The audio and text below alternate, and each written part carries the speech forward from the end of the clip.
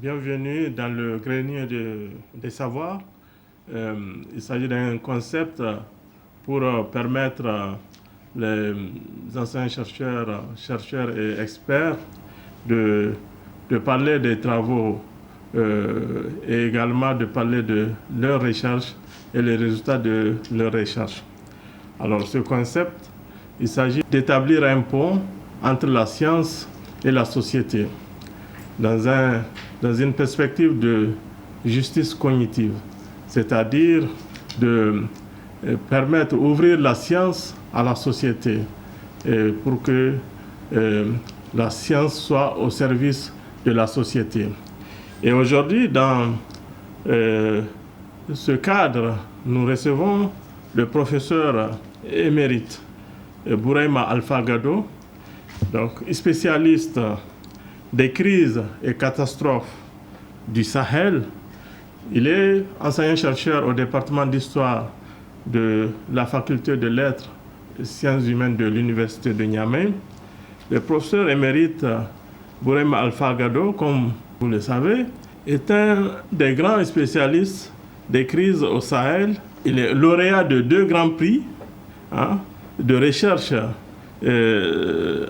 notamment du Centre national de recherche scientifique, CNRS, en France. Et il a été professeur invité dans plusieurs universités africaines, européennes et américaines. Et donc, bonjour professeur. Bonjour. Professeur, pour commencer, je voudrais vous demander pourquoi vous avez choisi de faire des recherches sur les crises au Sahel. Bon, les crises au Sahel, merci professeur Seyni Moumouni pour cette initiative qui va jeter un pont entre les chercheurs et la société, parce qu'il y a très peu d'occasions pour permettre au grand public de savoir ce que les chercheurs font, notamment les résultats de leurs recherches. Pourquoi le choix des études sur les crises du Sahel? Bon, il faut dire qu'avec les actualités de ces dernières années, j'ai élargi mes recherches aux crises en général, c'est-à-dire les crises et catastrophes, les inondations, les conflits intercommunautaires, les conflits armés.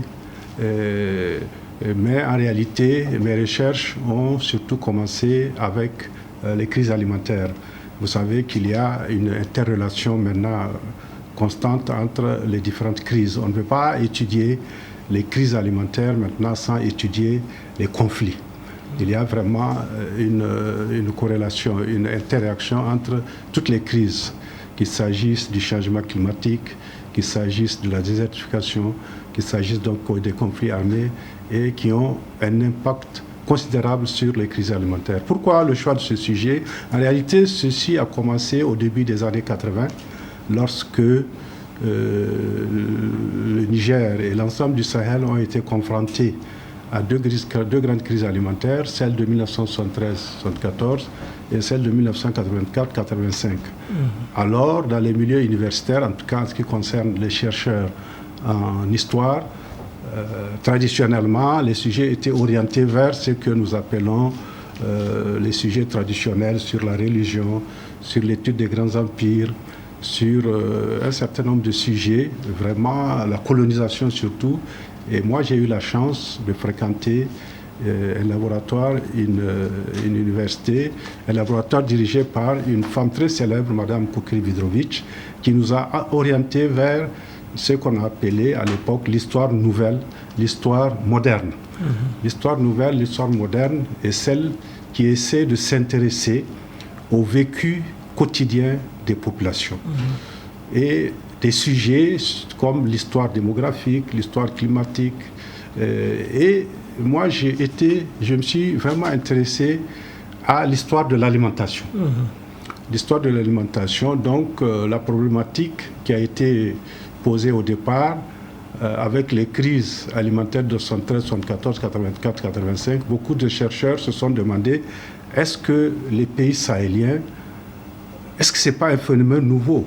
Il y a même certains auteurs qui se sont empressés pour dire qu'en réalité, c'est les conséquences de la colonisation. C'est avec la colonisation que l'Afrique en général, les pays sahéliens ont commencé à connaître des crises alimentaires du genre de celle de 73, les famines coloniales d'abord, puis après l'indépendance, avec l'impact du système colonial et néocolonial, donc nous avons eu ces crises. Bon, donc certains chercheurs, dont effectivement moi-même, on s'est interrogé, on s'est demandé, mais en réalité, est-ce que de tout temps, l'Afrique n'a pas connu des crises alimentaires? C'est ce qui m'a amené donc à faire des recherches, à commencer par l'ouest du Niger, parce que mon mémoire de maîtrise a porté sur les famines dans le Songé et le Zantaré. Donc j'ai cherché à savoir, est-ce que d'abord on n'a pas connu des crises alimentaires avant celle de 73, 74, 85, 85. C'est ce qui m'a amené à faire la première série chronologique des crises, donc qui va de la colonisation jusqu'à ce jour. On aura peut-être le temps de revenir en détail sur les noms des différentes crises. Plus tard, j'ai élargi ma recherche sur ce que, paradoxalement, enfin c'est paradoxal, ce qu'on appelle aujourd'hui la boucle du Niger, la zone des 3 frontières. Je me suis dit que, bon, j'ai vu comment les choses se passent, quelles sont l'origine des crises alimentaires, et quels sont leurs déroulements chronologiques, quelles sont les réactions des populations en période de crise alimentaire en ce qui concerne la région actuelle qu'on appelle d'ailleurs le département de la région de Tillabéri, Oualam, Tillabéri, Terra. Je me suis dit, mais qu'est-ce qui se passe de l'autre côté du fleuve? Donc c'est ainsi que j'ai élargi ma recherche pour le diplôme d'études approfondies et pour la thèse, la thèse unique, à la boucle du Niger, l'ensemble de la boucle du Niger, donc la région de Ouégoua et de Terra, en ce qui concerne le Burkina Faso actuel, et les régions de Mopti, Tombouctou et Gao en ce qui concerne le Mali. Voilà donc cette région où se passent donc les conflits actuels. Donc c'est cette région qui a servi de base pour mes recherches dans le cadre donc de ma thèse, et malheureusement c'est cette région qui connaît aujourd'hui ces fléaux. Mais à l'époque, moi je m'intéressais essentiellement aux crises alimentaires. C'est par la suite que j'ai étudié les conflits qui se sont passés dans cette zone. Oui, merci. Donc on sait que vous avez occupé la fonction de recteur justement de l'université Boubacar Ba de Tillabéri de 2015 à 2020. Et justement, par rapport à la situation sécuritaire dans cette région, comment est-ce que y a-t-il là des liens entre les crises, par exemple la famine, sécurité, et quelle typologie dressée de ces crises? Bien. D'accord, donc je disais que lorsque j'ai élargi mes recherches, partant donc de la région de Tillabéri vers ce que les populations appellent le gourmand. Vous savez, nos populations, ici, vous avez des concepts modernes, d'énormes concepts. On parle de zone des 3 frontières, on parle de G5 Sahel, on parle de l'Iptako, etc. Les populations en mémoire ont ce que Ampatay va appeler la bosse de chameau qui symbolise le fleuve Niger. Il a distingué une grande bosse et une petite bosse. Et c'est dans cette bosse-là que se trouve le Liptako gourmand et la zone des 3 frontières. Donc, lorsque j'ai fait mes recherches, au-delà de la chronologie des crises que j'ai essayé d'identifier, une des premières conclusions à laquelle je suis arrivé, c'est que, partant donc du cas de la région de Tillabéri, du cas des régions nord du Burkina Faso et les 3 régions du Mali, Gao, Tombouctou, Mopti, une des premières conclusions à laquelle je suis arrivé, c'est que aussi loin que l'on puisse aller dans l'histoire, ces régions ont toujours connu des crises. Ces régions ont toujours connu des conflits armés, mais c'est la manière de gérer, les méthodes pour gérer ces crises qui ont changé avec la colonisation et plus tard avec les pouvoirs modernes. À titre d'exemple, en ce qui concerne les chronologies que j'ai trouvées dans la région du Tillabéri et qui sont similaires d'ailleurs à celles de Gao et Tombouctou, au départ, j'ai identifié pour la colonisation une grande crise alimentaire, donc qui a coïncidé avec l'arrivée du colonisateur, que les gens d'ailleurs du Zarmaganda ont appelé Izenere. Izenere qui symbolise donc la vente des enfants. Après Izenere d'ailleurs, dans tout l'ouest du Niger et même en pays Hausa, on l'assimile à l'arrivée de la mission Voulé-Chanon, parce qu'il y a un impact. Et là, déjà, on voit ici le lien entre les conflits armés et la crise alimentaire. Parce que, tout simplement, que la mission voulait à Chanoine, partout où il passe, il brûle les greniers. Et c'est en quelque sorte un peu à ce qu'on assiste aujourd'hui. Les bandits armés raflent tout sur leur passage. Ensuite, dans les années 1912-1913, que ce soit au Burkina Faso, au Mali, et moi, j'utilise l'expression que les populations Zarma utilisent, gourmetier, hauseke. C'est-à-dire tout ce qui est la rive droite, c'est gourmetier, et la rive gauche, c'est hauseke. Dans toute cette zone, les gens ont connu une grande crise dans les années 1913-1914, qu'on a appelé en pays Zarma Sonrai, Gandebiri. Les anciens connaissent ce nom. Et jusqu'aujourd'hui, en tout cas du vivant, selon les sources orales et même les sources écrites, puisque même du point de vue des relevés pluviométriques, on n'a pas encore assisté sur la courte durée, c'est-à-dire sur l'échelle de 10 ans, une sécheresse aussi forte que celle qu'on a connue dans les années, au début des années 1910. Et c'est ça qui a abouti à une famine très grande qu'on appelait Gandebiri. Puis dans les années 30, on a connu ce qu'on appelle la famine occasionnée par l'arrivée des criquets d'Aguirre, 31-32. Puis une famine que les gens de Mopti ont connue, les gens de Gao aussi, et les gens de Dori, mais c'est surtout dans l'ouest du Niger que certains auteurs comme André Salifou ou Finn Fuglestad on dit que ça a eu beaucoup d'importance au début des années 50. Et on appelle anciennement Sonrai Garodjire. Les gens qui sont nés au début des années 50, c'est-à-dire notre génération, on les appelle Garoïse. Et cette famine n'a pas eu beaucoup d'impact parce qu'il y avait déjà des véhicules et les gens allaient chercher la farine de manioc au port de Cotonou pour venir sauver les gens. C'est après qu'il y a eu de grandes crises. Parce que tout le régime Djori des années 60 jusqu'au début des années 70 a été caractérisé par une sorte d'abondance alimentaire. Il n'y a pas eu de crise majeure. L'agriculture était prospère. En réalité, la toile de fond de mes recherches, c'est sur la lutte, sur la longue durée, identifier les périodes d'abondance et les périodes de régression économique. Je suis historien économiste, c'est-à-dire qu'en histoire, je fais de l'économie. Et donc, ce qui me préoccupait, c'est les périodes d'abondance et les périodes de régression, c'est-à-dire les périodes de choc, comme disent les économistes, et les périodes de vaches maigres et de greniers vides. Et c'est ça qui m'arrive à faire des chronologies, des périodes sur 10, 20 ans, 30, sur plusieurs siècles. En ce qui concerne cette zone, je suis allé jusqu'à la période des Askia, c'est-à-dire au Moyen-Âge africain, pour savoir quelles sont les périodes d'abondance et quelles sont les périodes de régression économique. Nous n'avons pas le temps de rentrer dans les détails, mais des ouvrages existent, les Tarikhs de Tombouctou, à partir desquels on peut effectivement reconstituer ces périodes d'abondance et des périodes. Pour revenir donc à notre chronologique, où j'ai essayé d'identifier, de comparer ce qui se passe dans la région de Tillabéri, les régions de Mopti-Gao et les régions nord du Burkina. Il faut attendre.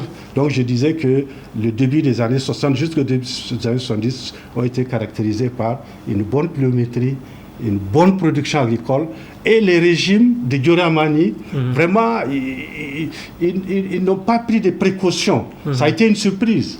parce qu'on ne s'attendait pas à la crise de 73-74. Elle est arrivée avec le phénomène des changements climatiques. Et donc 73-74, puis 84-85, ce sont vraiment les deux grandes crises majeures qui sont d'ailleurs à l'origine de l'émergence d'une littérature très abondante, qui sont d'abord à la base du choix de mon sujet sur ces questions. Et puis bon, pour la période récente, il faut attendre l'époque de Tanja, 2004-2005, pour voir une crise majeure qui a alerté toute l'opinion internationale. Puis en ce qui concerne les périodes récentes, vraiment le paysan ne s'attarde pas sur les noms, telle année, telle année. Non, les paysans vous disent que toutes les années sont mauvaises. Pratiquement depuis 2010. On ne cherche même pas les paysans, on ne donne même plus de noms. Alors que toutes les années là, une des caractéristiques de ces crises, c'est que chaque période a un nom. 73-74, Sodiemera, l'arrivée des militaires au pouvoir. 84-85, El Buhari, par exemple, en pays Hausa. Puis du nom de l'actuel chef de l'État du Nigeria, qui déjà à l'époque était président, et les populations Hausa de Maradi ont donné ce nom El Buhari parce que déjà à l'époque, il a procédé à la fermeture de la frontière. Et vous savez que c'est un des critères, un des facteurs de risque majeur d'aggravation d'une fois, la fermeture des frontières.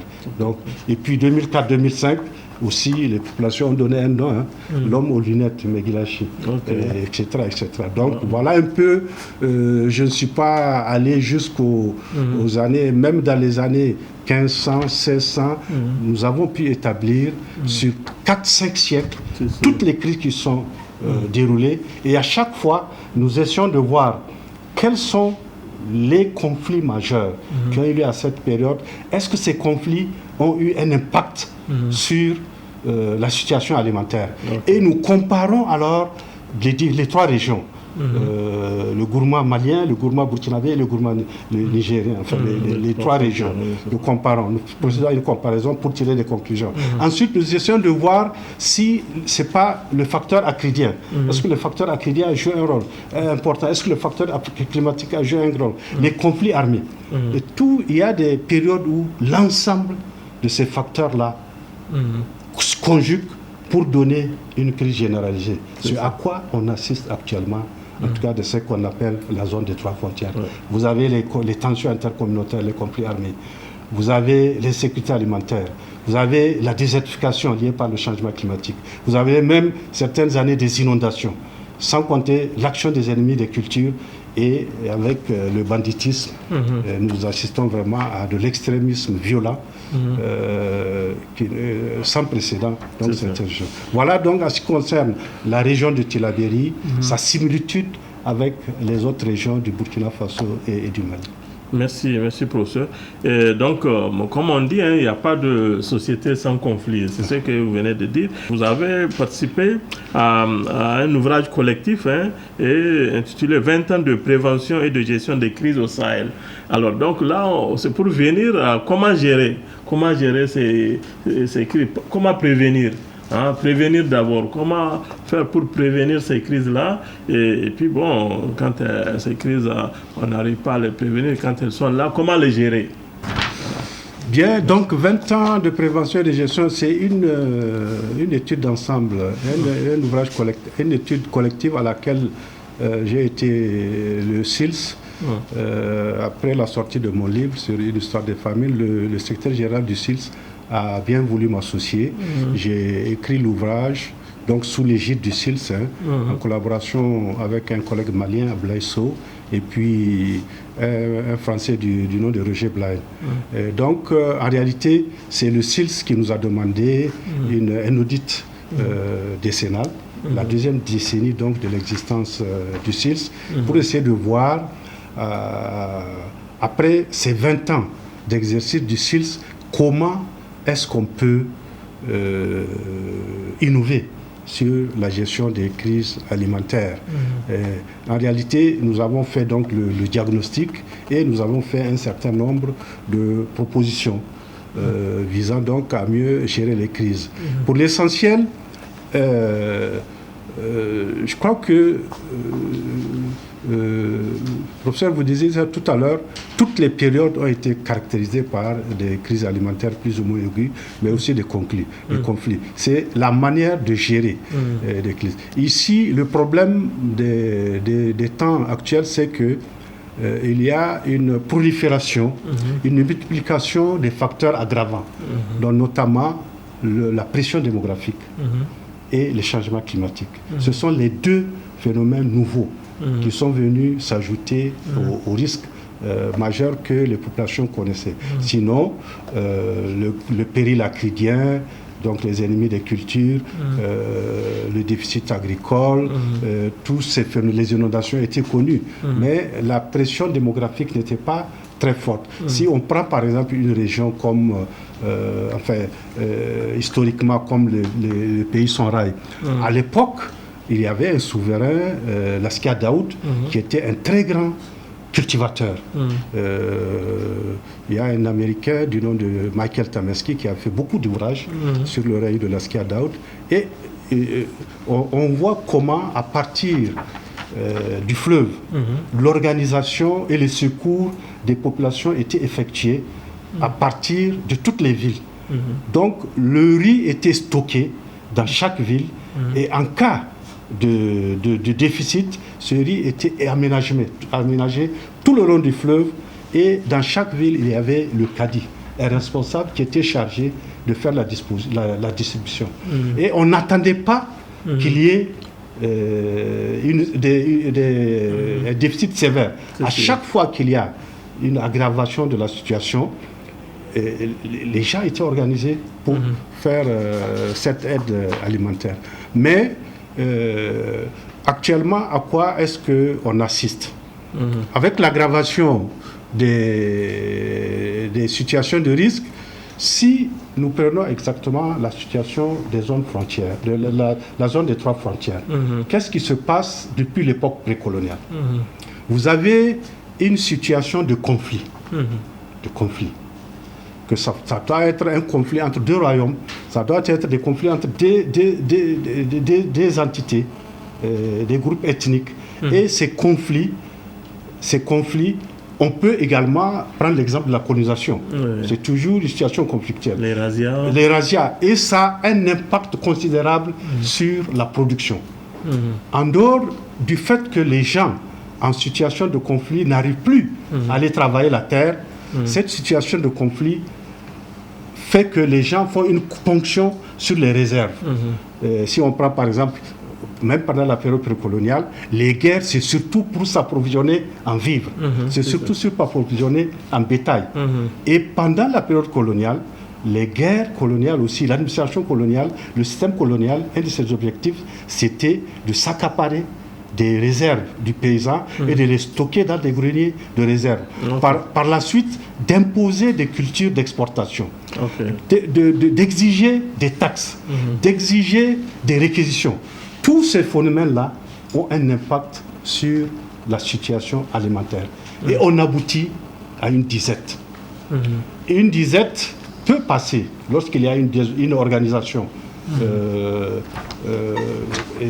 Mais lorsque le pays est désorganisé, généralement, la disette se transforme en crise alimentaire sévère, en famine. Et en situation de famine, vous avez toujours le système, vous avez toujours des épidémies. Lorsqu'il y a une épidémie, cela s'aggrave rapidement. Et ça provoque aussi des migrations. Les systèmes, les conflits provoquent des migrations. On a des épidémies et on a une situation de crise généralisée. Chute démographique, insécurité alimentaire, tous ces phénomènes-là, donc on arrive à une situation vraiment d'insécurité généralisée qui provoque des fuites, des afflux massifs de migrants comme on constate de nos jours. Et la solution que les pays du Sahel, à l'époque-là, qui était préconisée par les experts, c'était la mise en place, puisque le système traditionnel de grenier de réserve n'existe plus avec la colonisation. Le paysan actuellement, il n'arrive plus à faire de réserve. Il fallait donc penser à ce qu'on appelle des systèmes d'alerte précoce qui ont évolué plus tard vers ce qu'on appelle les dispositifs de prévention et de gestion des crises alimentaires. Au Niger, comme un peu partout. Avant les dispositifs, ce que nos pays ont connu, d'abord, c'était les offices céréaliers. Et vous avez la création de l'OPAM au Mali, l'Office des produits alimentaires du Mali, l'équivalent de l'OPVN, et l'OFNASER au Burkina Faso. Ce sont ces solutions qui, au début des années 70, parce que l'OPVN, je crois, a été créé en 71-72, qui ont été préconisées. Mais malheureusement, ces offices n'ont pas rempli leur rôle. Un peu partout au Sahel, on a abouti à des détournements. Et la mission pour laquelle ces offices-là ont été créés n'ont pas pu atteindre leur objectif. C'est pourquoi dans les années 80, 90, avec le SILS et les autres organisations sous-régionales, il a été préconisé, en tout cas, il a été préconisé de mettre en place ce qu'on appelle les dispositifs de prévention et de gestion des crises alimentaires, dont les missions, donc ce que vous voyez actuellement, en cas de crise mineure, de crise généralisée, il y a plusieurs types de stratégies. Vous avez, dans un premier temps, ce qu'on appelle la mise en œuvre des filets sociaux, c'est-à-dire les travaux de haute intensité de main-d'œuvre, pour un peu essayer d'apaiser la faim des populations. Mais quand la situation s'aggrave, il faut aller plus loin, faire des ventes à prix modéré et faire même des distributions gratuites en faisant intervenir les populations. Parmi les fonctions que vous avez eu à occuper, on sait aussi que vous avez été conseiller en sécurité alimentaire à la présidence de la République. D'où c'est un sujet que vous maîtrisez. En termes de production, qu'est-ce qui est prévu pour avoir des productions alternatives pour faire face à part bien sûr ce qu'on appelle la Roman Rani? Est-ce qu'il y a d'autres possibilités de dispositifs alternatifs pour réduire l'impact de ces crises-là, notamment les famines sur les populations? Bon, je crois qu'il faut être... vous abordez là un sujet sur lequel j'ai effectivement des connaissances, mais pour lequel je ne suis pas mieux habilité. Vraiment, c'est le domaine des agronomes, des spécialistes. Mais toujours est-il que, en ce qui concerne le Niger, moi j'ai travaillé dans plusieurs commissions. Tout à l'heure, vous avez dit que j'ai été conseiller. En réalité, mon rôle en tant que conseiller en sécurité alimentaire et nutritionnelle a été dans le cadre de la mise en place de ce qu'on appelle la HAZA. La HAZA, en raison donc de mes expériences, puisque en dehors du SILS, j'ai travaillé également pour la FAO. J'ai donc, à l'appel de l'ancien président Salou Jibo, j'ai été appelé pour aider le feu Boukou Karimou, qui était donc à la HAZA à l'époque, à mettre en place une structure qu'on appelait la haute autorité pour la sécurité alimentaire et nutritionnelle. Qui a abouti au 3N. Donc, avec la création du 3N, j'ai effectivement... L'ancêtre du 3N. Voilà. J'ai effectivement fait 2 années au 3N avant d'être nommé recteur. Donc c'est après ma nomination comme recteur que j'ai cessé mes fonctions. Je suis resté 2 ans conseiller au 3N. En réalité, je participais périodiquement aux réunions hebdomadaires du dispositif où nous discutons des dispositions à prendre en cas de crise alimentaire. Il y avait tous les organes qui faisaient partie du dispositif, comme l'OPVN, le SAP, la cellule crise alimentaire, etc., le secrétariat permanent. Donc, c'est vraiment une contribution très modeste. Mais dès que j'ai été nommé recteur, j'ai demandé personnellement donc de me relever de mes fonctions de conseiller. Voilà un peu pour ce passage un peu rapide donc à la présidence comme conseiller en sécurité alimentaire institutionnelle. Donc, au Niger, tout a été tenté en termes de solutions alternatives. Vous savez, ce qu'on appelle les cultures de contre-saison, ça n'a pas commencé avec l'indépendance. Depuis l'époque coloniale, une des premières mesures préconisées par le colonisateur, c'était la culture de manioc. Dans les bas-fonds et puis en saison pluvieuse. Après, cela a été surtout intensifié avec Séni Kountché. Avec Séni Kountché, vraiment, surtout dans les années 85-86, il y a une très grande campagne de culture de contre-saison, plus avec les autres présidents. Donc, vraiment, au Niger, nous avons tout essayé pour essayer de combler ce gap qu'il y a entre les besoins de la population et la production disponible. C'est quand il y a une rupture entre ce gap, entre ces deux-là, qu'on parle de crise alimentaire. Elle peut être sévère quand c'est très important. Donc, on a tous essayé. Malheureusement, l'essentiel du gap est comblé par l'importation. C'est l'agriculture importée, c'est les produits importés qui permettent de combler le gap. On essaie, et à l'initiative 3N donc a été mise en place. Ils ont pris beaucoup de mesures et il faut le reconnaître. Vraiment, si nous connaissons encore des situations alimentaires très difficiles, c'est que dans ce domaine, jusqu'à présent, nous n'avons pas trouvé la solution.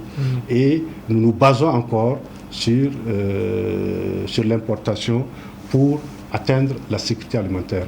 Le concept d'autosuffisance alimentaire, qui a été un concept que les gens ont voulu, que les pouvoirs publics ont voulu mettre en place dans les années 80. Donc c'est vraiment, jusqu'à présent, on arrive, c'est-à-dire l'autosuffisance, c'est-à-dire le fait de pouvoir nourrir la population nigérienne par nos propres moyens, par notre propre production nationale. Ça reste encore un objectif pieux, un vœu pieux, et vraiment il faudrait une grande bataille pour l'autosuffisance alimentaire, pour essayer de résoudre la question alimentaire actuelle. Merci beaucoup. Je voudrais revenir sur vos publications, parce que c'est vrai que vous êtes un des grands spécialistes des crises, notamment les famines au Sahel. Mais à côté, vous vous êtes intéressé aussi à d'autres sujets de société, notamment le football. Je vois l'histoire du football nigérien. Ça, c'est formidable. Histoire d'une ville, Niamey. Vous avez écrit un livre sur Niamey. Et également aussi sur les leaderships féminins. Donc, les femmes leaders. Et vous pouvez parler un peu de façon... Bon, le chercheur, il est à la fois généraliste et spécialiste. C'est ça. Et moi, j'ai trouvé que ça n'honore pas un chercheur lorsqu'il vient à l'université, il fait tous ses diplômes, toute sa carrière, il écrit des livres dans sa spécialité que souvent personne ne lit. Moi, ma thèse n'est pas accessible. Ma thèse actuellement n'est pas accessible. C'est peut-être une partie qui est publiée, peut-être le tiers. Et dans beaucoup de chercheurs, d'universitaires, sont dans ce cas. Je me suis dit que être universitaire, c'est aussi échanger avec le public, voir les domaines où les populations aiment découvrir leur histoire pour initier une vulgarisation de la recherche historique. C'est ainsi que j'ai commencé par un petit livre qui a 2 tomes qu'on appelle Grande figure, miroir du passé, grande figure de l'histoire du Niger.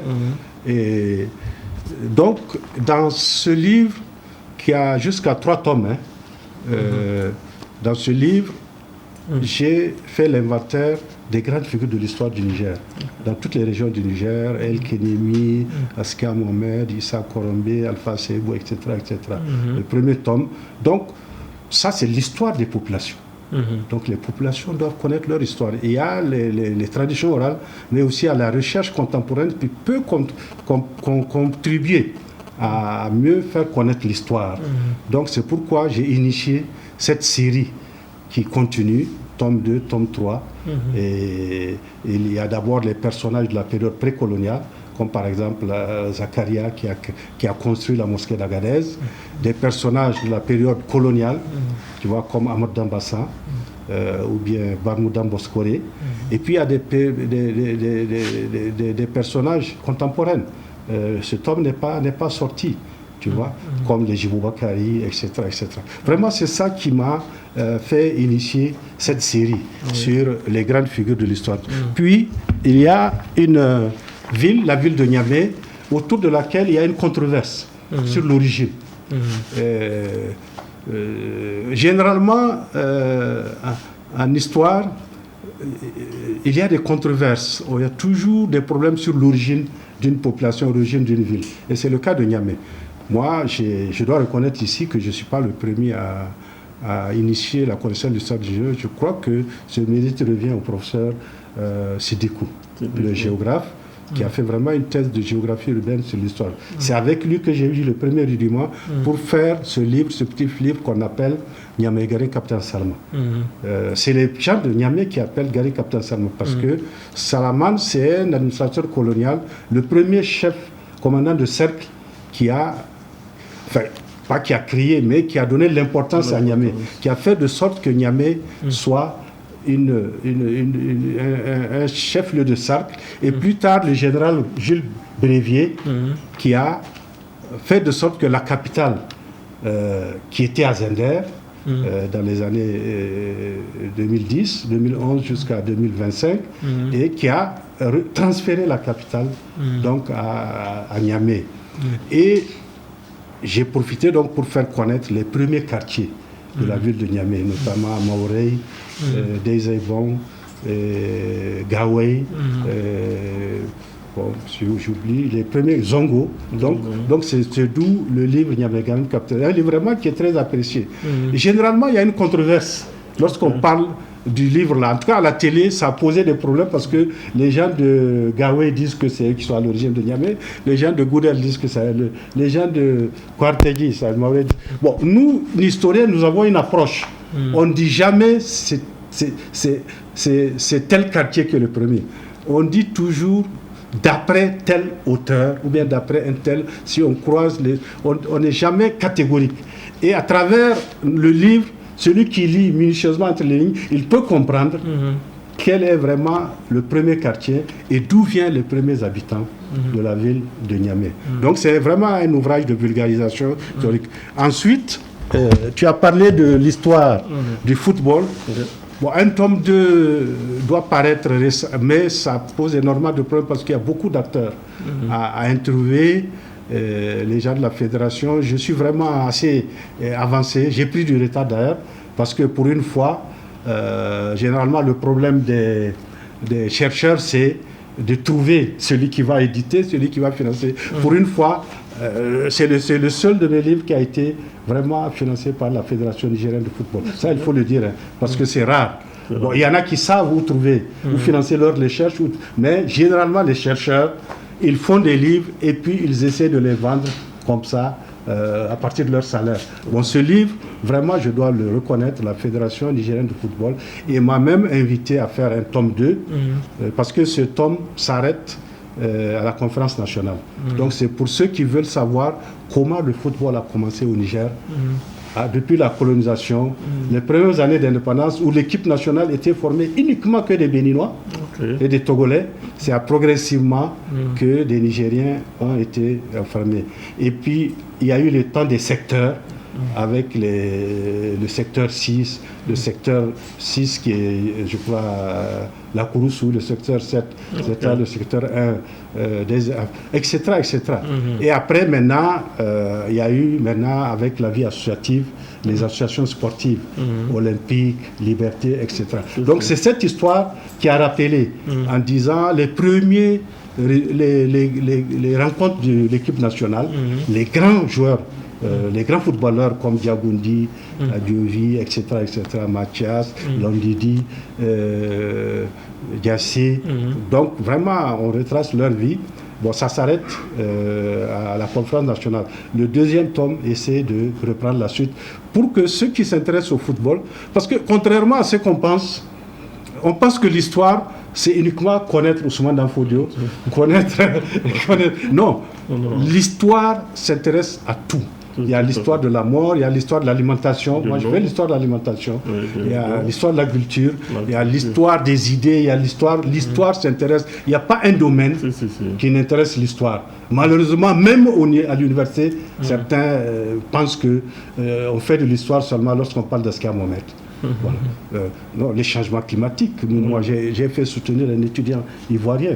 La première thèse que j'ai fait soutenir à l'université Abdou-Moumouni de Niamey, c'était une thèse consacrée à l'évolution du climat en Afrique de l'Ouest, qui a été soutenue par un étudiant ivoirien qui est inscrit à l'université de Niamey. Donc voilà. Donc il y a le football aussi a son histoire. Bon. Ensuite, ça c'est le deuxième ouvrage sur les crises alimentaires, les réponses paysannes. Bon, tu m'as posé la question sur quelle est la solution. Tu as vu mes tergiversations. Je n'ai pas trouvé de... Parce que les politiques ne savent pas à quel... on n'a pas de solution. On importe pour nourrir les populations. C'est ça le problème. Mais les populations, elles, avaient des réponses. Et actuellement même, elles ont des réponses. Donc c'est ça. Crise alimentaire, les réponses paysannes. Comment, depuis l'époque précoloniale, en période de crise, comment le paysan se débrouille. Et vraiment, souvent, il y a des stratégies très intéressantes. Bon, ça, c'est le premier livre, Une histoire des famines au Sahel. Voilà. Bon, maintenant, parmi les ouvrages de vulgarisation, il y a celui que j'ai sorti récemment sur les femmes pionnières et les femmes leaders du Niger. Bon, c'est un ouvrage qui essaie d'identifier et de faire le parcours de certaines femmes, disons, célèbres, en tout cas qui ont marqué la société nigérienne. Je tombe sur Zalika Souley, Zalika Souley, cinéaste, première femme cinéaste, Madame Moumouni Aïssata, vraiment première femme ministre, Saraounia Mwangou, femme résistante célèbre, Hao Zaley, artiste célèbre, Madame Bazey, connue dans le domaine de la justice, procureur, qui a su dire non au pouvoir public, Aïssa Diori, Aïssa Banya, etc. Voilà, donc ces femmes méritent vraiment que leurs descendants savent qu'elles ont joué un rôle important. Là aussi, il y a c'est plusieurs volumes. Voilà un peu, en tant qu'historien, au-delà de mon thème de recherche, qui est la sécurité alimentaire, je me suis dit que il faut vraiment... parce que les Nigériens ne lisent pas, mais les ouvrages de vulgarisation, ils les lisent. On dit que les Nigériens ne lisent. Mais quand c'est un petit ouvrage qui les intéresse vraiment, ils les lisent. Voilà un peu pour répondre à ta question. Merci beaucoup, professeur. Et donc, vous êtes aussi promoteur et éditeur du journal CEDA. Le journal CEDA, enfin, dans ma carrière, j'ai passé, je crois, une dizaine d'années au ministère de l'Information. Je crois que j'ai été, lorsque le Niger a créé son centre de formation des journalistes, à Koni Dawel, vraiment, qui a pensé à moi pour les former en culture générale. Enfin, ça veut dire en histoire géo, quoi. Les journalistes en culture générale. Et j'ai passé 10 ans à l'IFTIC. Je dois reconnaître même que c'est le ministère de l'Information qui m'a envoyé à faire des études en France. Et quand je suis revenu, je suis allé à l'université. Et donc, pendant 10 ans, vraiment avec Amadou Soumane, Haroun Nyandou, Ibri Cheikh, Soumaré, tous ces grands du journalisme, j'étais ici au Petit Marché et on faisait des articles. Et vraiment, pour ceux qui connaissent cette génération, à une période, il n'y a pas de jour où Bourem Alfagado n'a pas un article dans la presse écrite. Et bon, lorsque je suis venu dans la vie à l'université, vraiment, ça m'a un peu donné envie de continuer, surtout qu'un peu partout, ce sont mes anciens étudiants, mes anciens élèves qui sont dans les médias. Et ça m'a donné envie de créer un journal. J'ai appelé ça CEDA. Seda, c'est témoin dans toutes les langues. Hein. Seda, en Wolof, en germain, je crois que c'est de l'arabe. Et donc, Seda, le témoin de notre temps, c'est il faut, dans tous les domaines, il faut témoigner pour que demain, qu'il ait des traces. Et dans Seda, j'ai une rubrique sur les grandes figures de l'histoire du Niger. Si on prend ce journal, vous allez voir. Dans ce journal, vous allez voir un numéro sur l'histoire, voilà. Miroir du passé, regarde sur la chefferie du canton de Goudoumaria. Dans tous les numéros, il y a soit une grande figure, soit... dans les SEDA, il y a une rubrique qu'on appelle « À l'écoute des anciens ». C'est les anciens, les retraités, vraiment les anciens ministres ou bien des personnalités, des artistes. Et dans un des numéros, j'ai interviewé Yazi Dogo. Donc, voilà les genres. Il y a aussi une tribune littéraire et scientifique. Les anciens chercheurs, il faut faire connaître leurs travaux.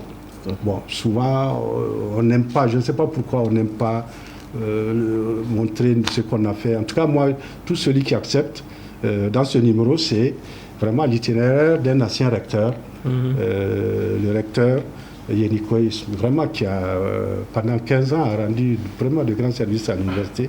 Donc j'ai publié ses travaux, j'ai publié son bilan sur sa carrière universitaire. Et comme c'est un numéro consacré aux cinquantaires d'université, il y avait un dossier aussi sur la gouvernance. Donc c'est des articles vraiment qui intéressent le grand public. Et bon, c'est un mensuel. L'édition au Niger est difficile, mais quand ça apparaît tant bien que mal. Voilà un peu l'origine et l'historique du journal SEDA. Voilà, donc nous arrivons à la fin de cette émission. Est-ce que vous avez un dernier mot à dire Bien, je crois que je dois remercier le professeur Seni. Quand vous regardez dans les WhatsApp, dans les YouTube, dans les réseaux, vous avez toujours des émissions sur l'histoire, des grands professeurs comme Elikian Bokolo, comme qui relèvent l'histoire. Et vraiment, les gens aiment ça. Au Niger, il faudrait qu'il y ait des instituts ou bien des gens qui se sacrifient pour interroger les gens, pour savoir ce que les gens font, ce que les institutions font, pour que demain, nos enfants puissent savoir ce qui s'est passé. C'est pourquoi, vraiment, j'apprécie l'initiative de Seni Moumouni, qui est un professeur islamologue, qui a été directeur de l'IRCH. Vraiment, je pense que l'initiative va continuer. Et on a fait un peu un tour de ma carrière, mais beaucoup de domaines ne sont pas abordés. J'espère que j'aurai l'opportunité de revenir. Par exemple, on n'a pas parlé de cet ouvrage-là, qui a été l'acte d'un colloque qu'on a organisé à Dosso Soga. Voilà, Dosso Soga. C'est le livre sur relation entre Kébi, Dosso, Kébi et Sokoto. Il y a toute l'histoire entre Dosso, Kébi et Sokoto. Donc, très intéressant. Voilà, merci beaucoup, Seni. J'espère que ton initiative va continuer. Ok, merci aussi. Voilà, donc nous arrivons à la fin de notre émission Le Grenier des Savoirs. Le rendez-vous est pris très prochainement. Je vous remercie tous.